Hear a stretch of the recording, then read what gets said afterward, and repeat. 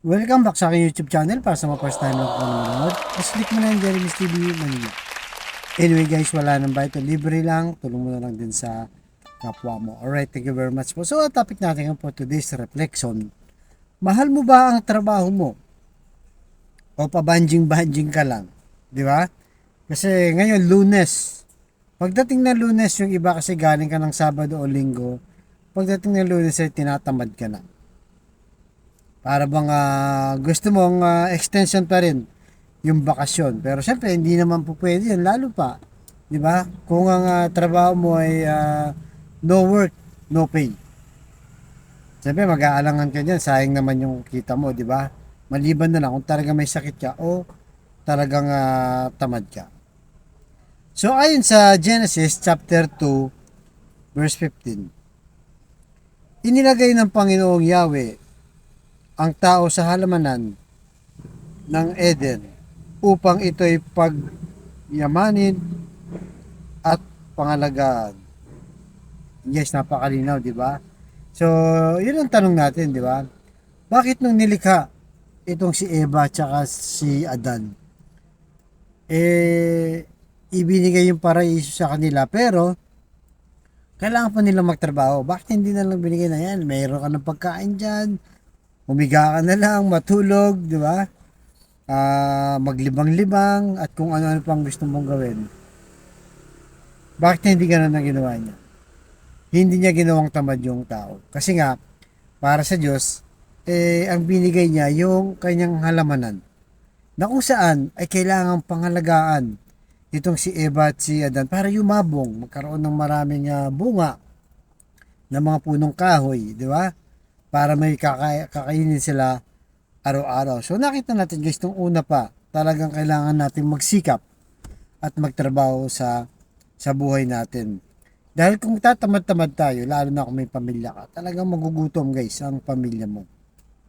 At kung ang trabaho mo ngayon, isa ka mang janitor, di ba?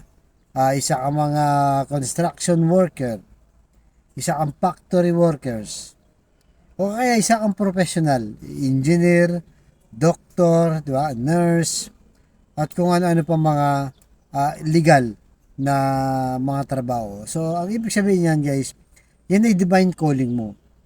Tinawag tayo sa ganyang uri ng trabaho. Di ba? So, ibig sabihin niyan, kapag legal yan, at talagang malinis naman ang trabaho mo, kumikita ka, ayon sa pinagtatrabahuhan mo, galing yan sa Diyos. Pero kung hindi yan galing sa Diyos, kagaya mga nasa pwesto sa gobyerno, di ba? Yung mga nakapwesto dyan, pagka may mga project, alam naman natin guys, di ba? Minsan kailangan pang mangkurap. Marami na nga silang pera, di ba? Pero bakit nangungurap pa? Kumpara mo dun sa janitor na lumalaban ng patas, di ba? Sa construction workers na iinitan, di ba?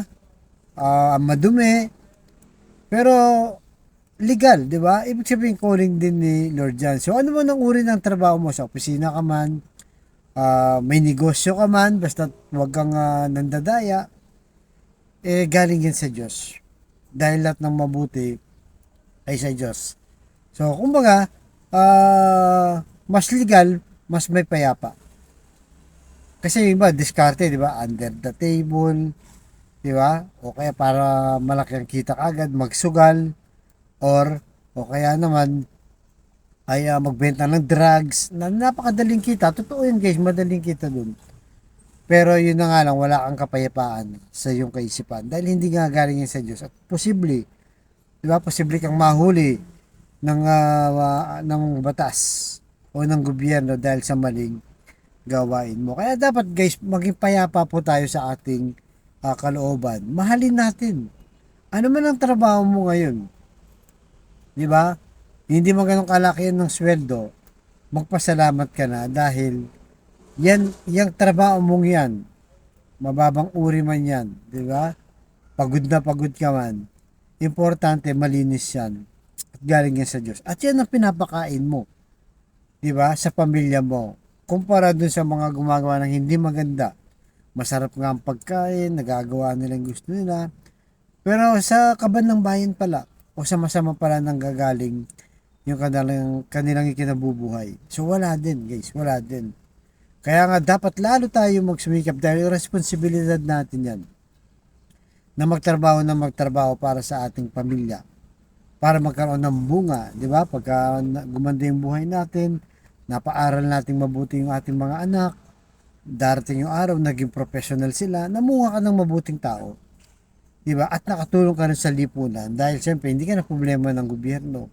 Kasi pag nag-graduate ka at nakahanap ka ng trabaho o nakapagnegosyo ka, nakakatulong ka sa ekonomiya ng ating bansa. Kaya mas maganda guys, mas maganda yung calling natin talaga ay yung malinis, maayos, payapa at hindi galing sa masama ang ating ikinabubuhay.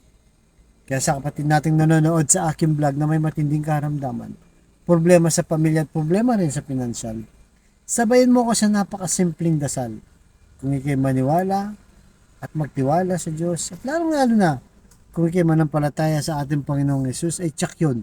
Kanyang ipagkakaloob, ano mo yung kahilingan sa kanyang pangalan niya, ay bibigay niya sa takdang panahon. So tayo manalangin. Lord, i-bless niyo po ang kapatid naming nanonood sa aking vlog na malubha na po ang kanyang karamdaman. Stage 4 cancer na, Lord. Tinaningan na po sa buhay. Hipuin niyo po, Lord, yung mapagpagaling na kamay. Lusin niyo po. Tanggalin niyo po yung kanyang karamdaman, Lord. Yakapin niyo po para sa kanyang pamilya. Alam naman namin, Lord, na wala naman pong imposible sa iyo. Na kaya mong pagalingin ang kapatid namin ito. At para sa kanyang pamilya. Ganon din po, Lord, sa pamilya nga kakagulo, nasisira, nagkawatak-watak, hindi nakakasundo, nag-aaway dahil sa hindi pagkakaunawaan. Ibalik niyo po maganda sa man pagbigkis-bigkisin niyo po muli at magkapatawaran sa kanila mga ginawang sakitan o hindi magandang makikitungo ng bawat isa. At ganoon din po, Lord, sa financial na kailangan namin lahat. Lalo na, Lord, yung kapatid namin walang-wala. Ultimong pambili ng 1 kilo ng bigas. Pinoproblema pa, Lord. Pambili ng ulam, pambili ng gamot, pambayad sa bahay, kuryente, tubig, at kung ano-ano pa, Lord. I-bless niyo po ang aming hanap buhay para sa aming pamilya. Kaya nagsusumamo po kami, humihingi ng kapatawaran sa aming mga kasalanan at kainahan sa buhay. So ang lahat ng tiniling namin sa matamis na pangalan ng Panginoon Jesus. Amen and Amen. To God all be the glory. Sa ngalan ng Ama, ng Anak, ng Diyos, Espiritu Santo. Amen. Thank you very much po.